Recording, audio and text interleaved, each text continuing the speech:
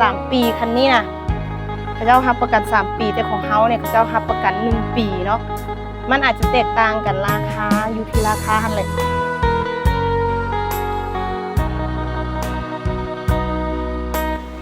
สบายดีสวัสดีพ่อแม่พี่น้องเนาะมือนี่เนาะพี่น้องนุ่นก็อยู่บ้านเนาะบัวได้ไปใส่เนาะหลังจากที่เฮาแล้วให้แล้วนาเนาะเฮาก็ได้พักผ่อนโยนใจเนาะอยู่บ้านเศร้าเมื่อยแล้วก็สิเข้าสู่โหมดไปตอบแรงงานเขาเจ้าแล้วก็โลดไปเบิ่งน้ำเด้เนาะน้ำเมืองอีหยังต่างๆแหละเพราะว่ามือเฮา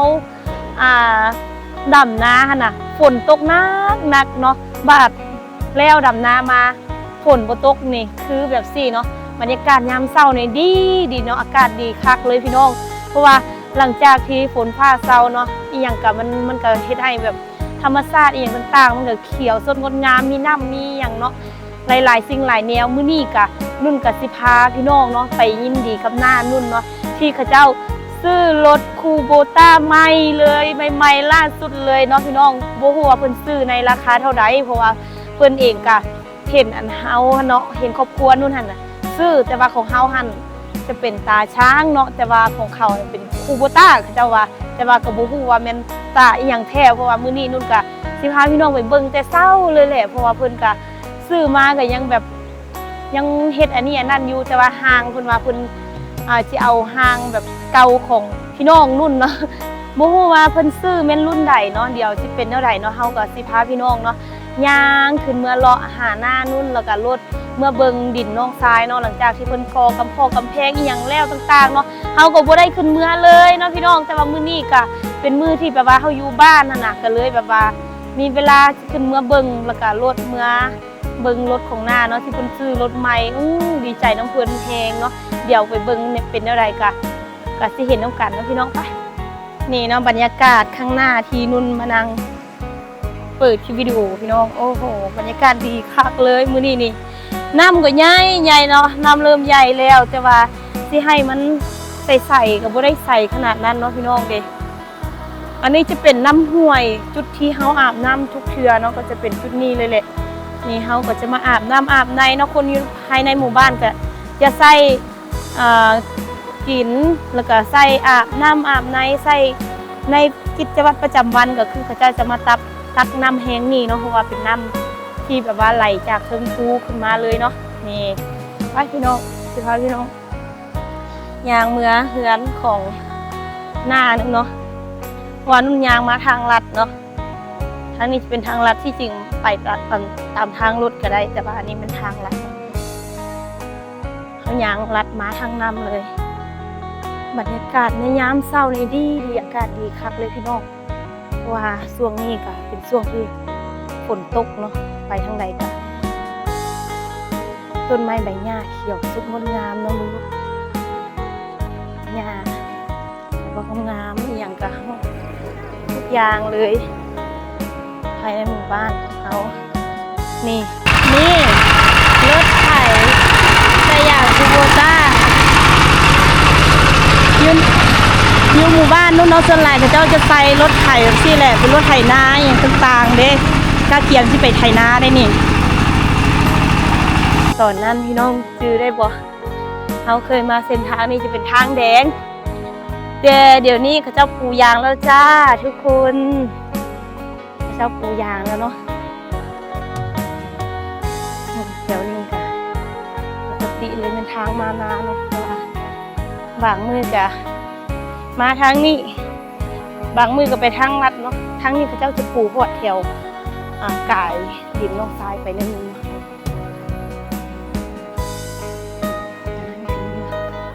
โอ้อันนี้จะเป็น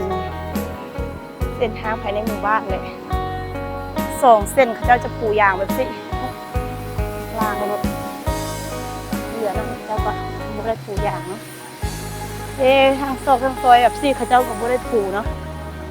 นี่อะไรก็เกียมที่ไปให้ตอนเช้านะเฝ้าฟังไปให้มาได้ทำสวนนี่งานบุทันนี่ใกล้ๆสิฮอดดินน้องทรายแล้วดิ อยู่หมู่บ้านของนุ่นนี่เขาเจ้านิยมใส่รถแบบนี้เนาะ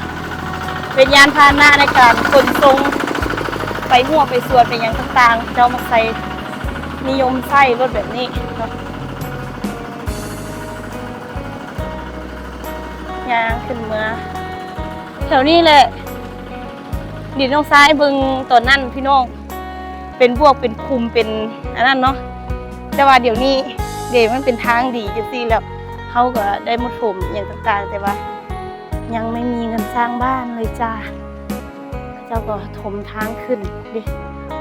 มันก็ตึบอยู่น้ำก๊อกมันอย่างเจ้าก็โตให้เบิดแล้วโอ้ยไม่เท่ามาปลูกกันเด้ไม่เท่ามาปลูกกันใบพักเนาให้เด็กมาปักโตน้ำโตอย่างเด็กยังบุมีน้ำเนาะเจ้าก็มาโตให้จะเป็นประมาณนี้เลยเนาะตึบอยู่ขนาดตัดกับมันเพียงหมดแล้วเนาะทุกอย่างคือโอเคขึ้นหลายเนาะยางไปกันหน้าก่อนข้างหน้าบ้านเองตึบน่าจะปลูกผักปลูกอย่างไซอันนี้เป็นเฮือนของน้าตัวเองเขาเจ้าจะขายของเป็นร้านสะดวกซื้อเล็กๆขายอยู่ภายในหมู่บ้านนะเครื่องของอย่างต่างๆก็คือมะพร้าวที่น้องเบิร์ทะเลเนาะเป็นแต่เครื่องไทยเลยเครื่องไทยทุกอย่างเครื่องลาวแทบจะไม่มีเลยเครื่องลาวคือเหล้าขาว90ดีกรี กับเบียร์เหล้าผลิตได้ไม่เบียร์แล้วก็มีเหล้าขาวที่ผลิตได้ตัวจริงเลยตัวหมออ๋อน่าจุยเนาะหน้าของนู้นอันนี้จะเป็นบ้านที่เพิ่นนั่นเพิ่นไปทำงานที่ไทยเป็นน้ำพักน้ำแรงที่ไปทำงานที่ไทยจักปีจุย5 ปีเนาะได้บ้านหลังนี้นี่ไปอันคุณไปเฮ็ดเวียกอยู่ไทยเนาะ5 ปีได้เรือนหลังนี้เนาะอันนี้จะเป็นเรือนครัวมันโตทั้งหลังจอมืดๆไม่มีอะไรเนาะแต่ว่าเรือนใหญ่แบบอันนี้เนาะมีห้องน้ำในตัวสิแต่ว่ามื้อนี้เฮาบ่ได้มาเบิ่งอันเรือนที่ทำงานจากประเทศไทยเราได้ตังค์นะสร้างบ้านนี่สิ่งที่เราจะมาดูก็คือรถที่เขาซื้อใหม่ๆเลยจ้าบ้านก็หลังใหญ่เดี๋ยวให้ดูไกลเนาะเฮือนก็หลังประมาณนี้เลยเฮือนเพิ่นน่ะน้ำพักน้ำแรงจากการทำงานที่ประเทศไทยเนาะในเฮือนหลังนี้แต่ก็มีน้ำพักน้ำแห้งที่เขาเจ้าเฮ็ดแปลงไปน้ำอีกเนาะนี่นะรถที่เขาเจ้าซื้อมาใหม่ๆหมาดๆเนาะแขวนมาจังซี่เลยบ่ใหม่ๆหมาดๆเนาะเขาเจ้าซื้อมือสองพี่น้องจะเป็นอันเดี๋ยวเอาอันนี้ออกไปจะเป็นรถที่แบบว่าเขาเจ้าซื้อตัวมือสองเนาะรถเขาดาวแล้วเขาจ่ายเงินบ่หมดเนาะเขาเจ้าเอาไปคืนนะเขาเจ้า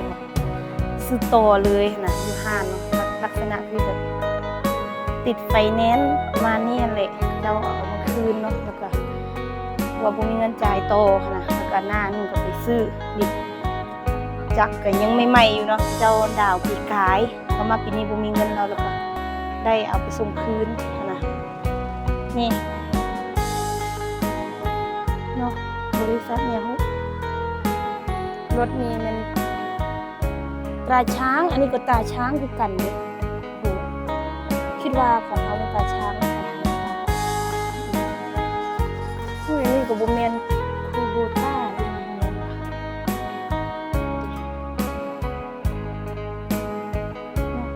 ของเขายังมีภาษาอังกฤษภาษาอังกฤษแต่ว่าของเขานี่ภาษาไทยยังไม่จ้า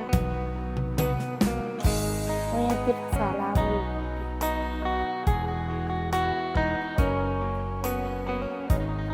รถประมาณนี้รถมือสองเนาะที่น่าซื้อใหม่ๆ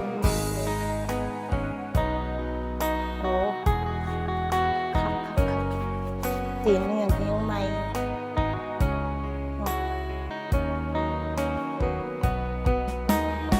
ซื้อมาใหม่ๆแล้วแบบนี้ก็น่าจะได้ใช้งานยาวๆเนาะ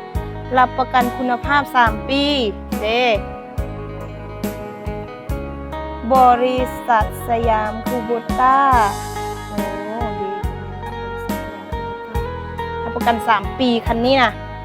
เขาเจ้ารับประกัน3 ปีแต่ของเฮาเนี่ยเขาเจ้ารับประกัน1 ปีเนาะมันอาจจะแตกต่างกันราคาอยู่ที่ราคาหั่นแหละเพราะว่าของหน้านุ่นนี่อยู่ที่ประมาณเท่าไหร่ผู้เดียวไปถามเจ้าของเนาะเขาว่ามันก็อาจจะโบเท่าเจ้าของว่าวันเดี๋ยวนี้ก็อยากเก่าไม่เนื้อเพิ่งซื้อมาแล้วก็โตห่างนี่มันตัวเก่าไปซื้อโตของเขาอีกส่วนหลายอยู่บ้านคือใส่รถไทยเนาะเด็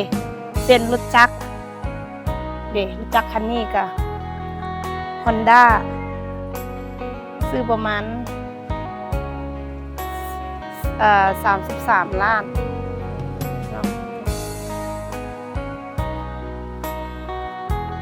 คันว่าอยากรู้ว่ามันจักรไทยแท้ก็เจ้าว่าบุญแถวนี้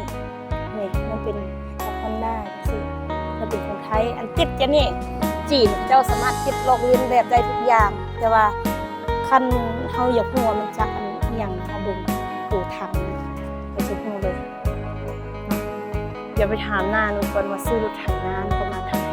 นี่เนาะเราจะถามเจ้าของตัวจริงว่ารถคูโบต้าของเพิ่นซื้อเท่าไหร่เอาป้อนมาเวียดปงหมดรถไทยซื้อ58 ล้านซื้อรถคูโบต้าของเพิ่นแต่ว่าจะใช้งานเต็มที่เพิ่นก็ไปรับจ้างเป็นหยังอันนี้ก็จะไปแล้วดิซีดยาซีดหยังเนาะต่างๆคือน้องกินได้เลยอันหน้านู่นน่ะเจ้าเคยไปทำงานที่ประเทศไทยทั้ง2 คนเนาะไป5 ปีทั้ง2ได้รถไถคันนึงได้รถจักรคันนึงได้บ้านหลังนึงจ้ะไปทำงานที่ประเทศไทยเนาะน้ำพักน้ำแรงจากการทำงานที่ประเทศไทยนะนี่ได้บ้าน1 หลังได้ร้านที่แบบว่าขายของเล็กๆภายในหมู่บ้านเนาะนี่ในบ้านสวยๆแบบนี้เลยนะนี่ภายในบ้านก็จะสวยแบบนี้ก็จะมีห้องนอนตรงนี้ต่างๆเนาะที่ร้านก็จะหลังกว้างๆแบบนี้โล่งๆเลยเฮ็ดเวียกอยู่ไทยในบ่ผิดหวังเนาะมีทุกอย่างเนาะมีอยู่มีกินมีบ้านมีรถมีเครื่องใช้เครื่องซอยเนาะอันนี้เป็นเรือนของหน้าเนาะที่มีทุกอย่างภายในเรือนเลยมีดินอยู่ข้างๆนี่ตั้งเรือนได้อีกหลังนึงเนาะก่อนที่เราจะไปจ้างเราก็บ่ได้มีอย่างเนาะเราก็จ้างเขาอีกก็ซื้อดินก่อนแล้วก็ต่อมาก็สร้างบ้านแล้วก็ซื้อรถหลังจากไปที่นู่นกลับมาก็ซื้อรถไถอีกเนาะไปทำกินประมาณนี้ก็คืออยู่หมู่บ้านของนุ่นส่วนหลายพระเจ้ามีเฮือนย้อนไปจ้างประเทศไทยบางคนบ่ไปจ้างก็มีอยู่แต่ว่ากับบ่มีเฮือนงามนะเฮือนคันอยากได้เฮือนหลังงามๆต้องไปจ้างในประเทศไทยได้เงินมาแล้วก็มาเป็นเฮือนงามเต็มทีเลยเนาะพี่น้องก็ถือว่ามื้อนี้เนาะนุ่นก็ได้พาพี่น้องเนาะมาเบิ่งรถไถนาคูโบต้าของหน้าสาวนุ่นที่เพิ่นซื้อมือ2เนาะประมาณนี้เพราะว่าเพิ่นเขาเจ้าดาวแล้วก็เจ้าบ่มีเงินดาวโตขนาดแล้วก็เจ้าไปคืนแล้วบัดนี้ก็เจ้าก็มาซื้อโตเลยขนาดซื้อเงินสดเลยเนาะพี่น้องแต่ว่าคลิปวิดีโอนี้นุ่นก็สิได้ปิดเพียงเท่านี้เนาะขอบใจพ่อแม่พี่น้องที่เข้ามาติดตามรับชมคลิปจนจบและคอมเมนต์ให้กำลังใจนุ่นตลอดมานะขอบคุณหลายๆเด้อพี่น้องไปกันเด้อบ๊ายบาย